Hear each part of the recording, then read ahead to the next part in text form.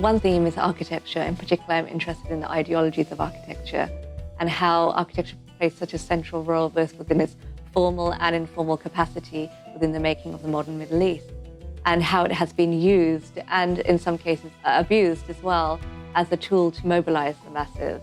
And we see that within several of the artists' works who have employed architectural tropes. Kader Attia, for example, with his reincarnation of the ancient city of Ghardia, explores the colonial history of Algeria, and particularly the work of Le Corbusier, who's considered the father of modern architecture in Europe, how he had spent time there and took several tropes from the vernacular architecture of Algeria, yet had never really fully acknowledged or given credit to the regional architectural forms.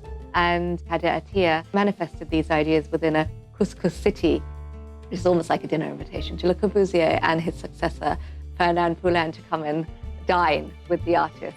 Or another example is the work of Nadia Kabilinki, A Flying Carpet.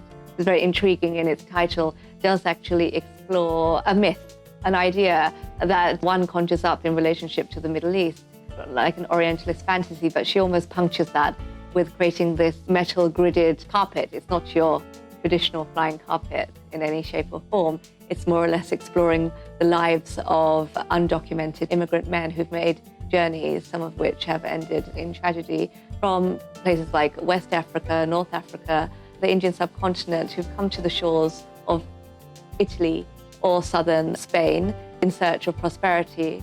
And she particularly followed a group of street hawkers in Venice.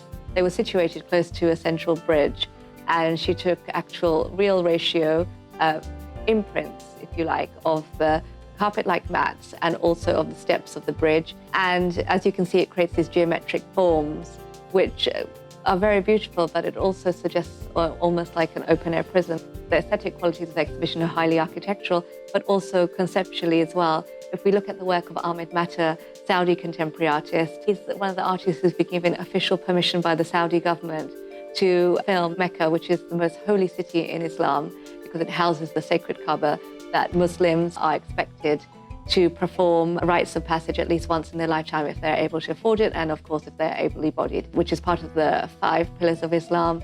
He is really probing what constitutes the sacred and that fine line between the sacred and the sacrilegious, how the city is evolving, how the government is really trying to create a system of modernism there, mostly for the purpose of Hajj pilgrims. But however, we are not one to judge, on what they are trying to achieve, but how the artist's eye is really exploring from a critical perspective these shifts and changes and how that affects Islam at large.